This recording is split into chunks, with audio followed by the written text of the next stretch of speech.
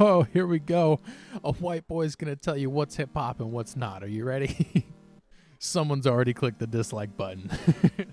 So, to be clear, I am not here to tell you what is hip hop and what is not. I'm just simply a hip hop lover. I am not going to say what's dope and what's whack. It's here to make observations of what the general public seems to think about these rappers. I'm not going to say who's hip hop, who's not, who's genuine, who's not. I'm here to talk about kind of the way that some can touch this genre that they might be seen as a guest in, and touch it with respect, touch it with class, touch it with the way that proves that they care a bit more about where it came from and not necessarily just what they can get out of it, you know? I think we really grew up at a time where being a white rapper was starting to become more of a genre than a coincidence. And here's what I mean by that. When you look at somebody like LP, this is a guy that has been in the game forever. He's been rapping for decades, he came from the underground and worked his way up. It took him years to find acceptance in the rap community, but he kept working and his story is inspiring and influential. He's a rapper that happens to be white. He's somebody that lives for hip-hop culture, and the color of his skin has practically nothing to do with the style and content of his music. He's not a white rapper, he's a white guy that raps. But when I was in middle school and high school, there were plenty of white rappers that were coming up, and being white certainly played a role in their music and their success. They weren't trying to be accepted into the hip-hop community, they were perfectly happy picking and choosing, appropriating the styles and sounds from black artists without ever really being a part of rap culture. They were these privileged kids who practically claimed an entire genre for themselves, like they were Christopher Columbus discovering America. I'm sure that you're already having multiple faces come to your head when I say things like this. They think you white or something.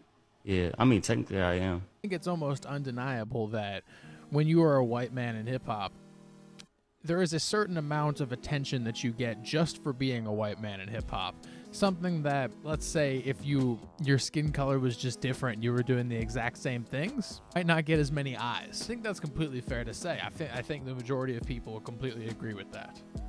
And that right there is the first hurdle that most cannot get over when it comes to you were just simply going to have certain eyeballs because you are white. This was something I was passionate about, but even now, like, I have enough perspective to realize why people are kind of still put off by it a little bit. It's not unheard of anymore, but people still will alienate you. Mm-hmm. I still walk in the rooms and feel like, yeah, I'm white in here. Do you feel like you have... Now, before I go forward with what I'm specifically talking about today, let's go back even further and let's get into why exactly there is this apprehension of white people invading a culture. Like Elvis Presley. Elvis borrowed from the music of lesser-known black rhythm and blues artists that he heard as a teenager, like Big Mama Thornton, You ain't nothing but and Big Joe Turner. I did shake, rattle, and roll. Shake, rattle, and roll. Shake, rattle, and roll. Shake, rattle, and roll. When white artists cover the music of lesser-known black artists, there's always the danger of being accused of cultural appropriation. The blues music that Elvis and a lot of other rock and rollers borrowed from was created and performed by black artists who were relegated to a genre that was known as race music. In the early part of the 20th century, this was how the powers that be classified black music that was deemed to be unsuitable to be played on mostly white mainstream radio. These black artists never got the chance to be heard by larger audiences and earn the kind of money that Elvis and the other artists who copied them did. It's more commonly known nowadays, but when I grew up, I knew Elvis as the king of rock and roll. He was the one that popularized the genre of rock and roll, and that's not untrue, despite the amount of plagiarism I didn't understand at the time. I remember I used to go around doing the, oh, thank you very much. Like, I was that white kid. And to be 2000% clear, every time somebody would try to say that Elvis was the king of rock and he invented rock, he never owned up to that title. He was always quick to give homage to the people he grew up on and the inspirations that he had. There's a lot of similarities to another white musician that rose to prominence in a primarily black genre during its uprising. Some of y'all might know who I'm talking about at this point. Yeah, Eminem. The right words. The first king of controversy. I am the the worst things I'm Elvis Presley to do black music so selfishly and use it to get myself wealthy. Hey, money off of it. Look at Eminem, for instance. Regardless of if you like his music or not, he is generally perceived as the most respected white hip-hop artist ever. He emerged in the 1990s, not the insta-rapper age of being able to pop up out of nowhere with songs online and calling yourself a rapper the same day. Eminem actually grew up battling rappers face-to-face, showing and proving his skills live at open mic contests. In fact, it was when he came in at second place in the 1997 Rap Olympics battle in Los Angeles that his demo managed to make its way to Dr. Dre, who not only put the stamp of approval on Slim Shady, the low-income trailer park survivor, but signed him and made Eminem the legend he is today. Dr. Dre's respect from being a member of NWA and bringing Snoop Dogg to the forefront gave Eminem all the credibility that he could possibly ask for. What happens when you're three white boys that all came together in a house in Los Angeles, having never grown up in the struggle or lower class income? How do you exist in the hip-hop climate and not come off as just profiting off of it for your own gain and not to give back to the culture? Well, that's a question that who we're going to talk about today honestly never struggled to answer.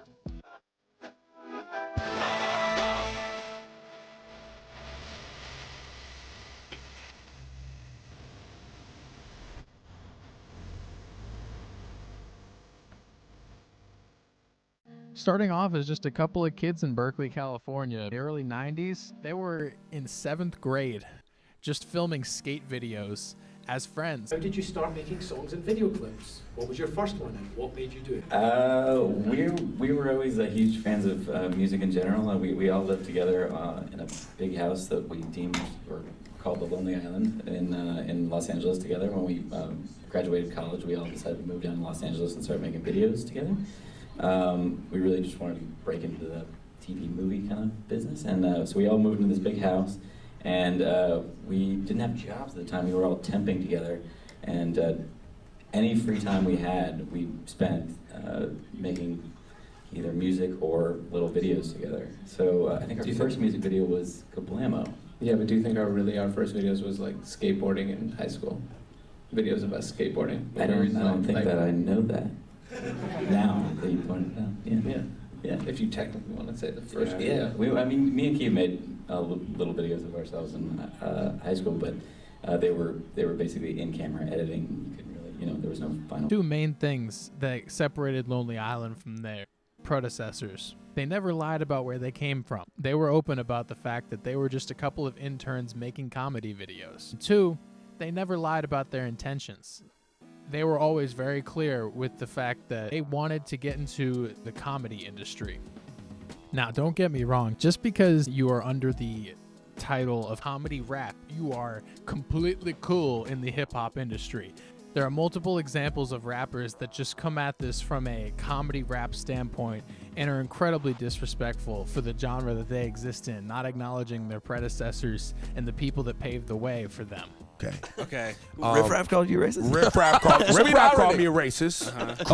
Craziness. Right, but, all of his but followers. It was hard to understand him, though. Exactly. All of his followers, because I like comedy rap, I don't think what he's doing is good or funny, and I addressed it. To his face. Okay. And that's not racism. That's not racism. That's no, he also he straight up questioned him and was like, "Where are you from?" But more or less, he was like, "I don't believe you." See, because the overly ghetto, trying to be stereotype, and then the braids and beads took me to a whole other place. And I have the luxury of having a Jewish mother and a black father, so there's certain things that I understand from growing up in both those worlds that some shit is just unacceptable, and not fucking funny. Now, on the other hand, Andy Milonakis was like trying to come at me, and I was like, "Yo, Andy, shut the fuck up, just be funny." Right? Like, don't. Look, I love Andy Milonakis, the Three Loco shit, all that shit is funny to me. But the reason I bring it up with you guys is because you guys also do parody music and you do funny shit that I find entertaining. And people have said, "Well, how can you like Lonely Island and you don't like Riff Raff?" And I'm like, you don't get the difference. I wouldn't want to comment on Riff Raff from us. I have not heard enough of the music. I don't know. I don't know if he's doing comedy or not. Neither do we. And we Neither hung out do with we, the and that's what we're trying to figure out. The line is it's blurry. blurred. But we've always been very careful to be clear that we are comedians first. Right. We're kind of using pop music and rap music and R&B to like tell jokes, and that. And we're love not the rappers. music. And We've hung around with real rappers. Like there's a huge fucking difference. Well, and I Like, think when- that's why real rappers and real artists fuck with you guys, because it is good what you guys are doing.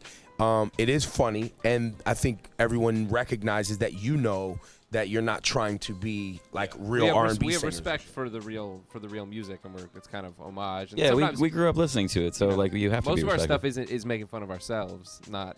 Yeah, we have not no the music. breath control. We noticed that recently when we performed I'm like live. out of breath just having this conversation. Well, hold on. Are you guys? We did one song on like Kimmel or whatever, and when it was done, we were all like, 36. It was slow too. It was like chopped and screwed kind of beat, real slow. real slow. You're like, do you guys got to remember to do my heights? You got to do that line. I can't man. get it. I think that right there, they outlined the most important thing. They said, we are not rappers.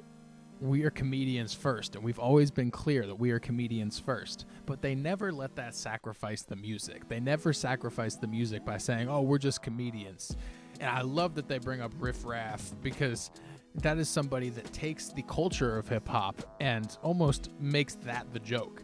When Lonely Island never for a second makes hip-hop the joke. They've always shown an undying respect for the culture of hip-hop and shown their deep, vast knowledge of hip-hop in a way that, like we were talking about at the beginning, like frat rappers never fully acknowledge the culture that they're existing in and benefiting off of.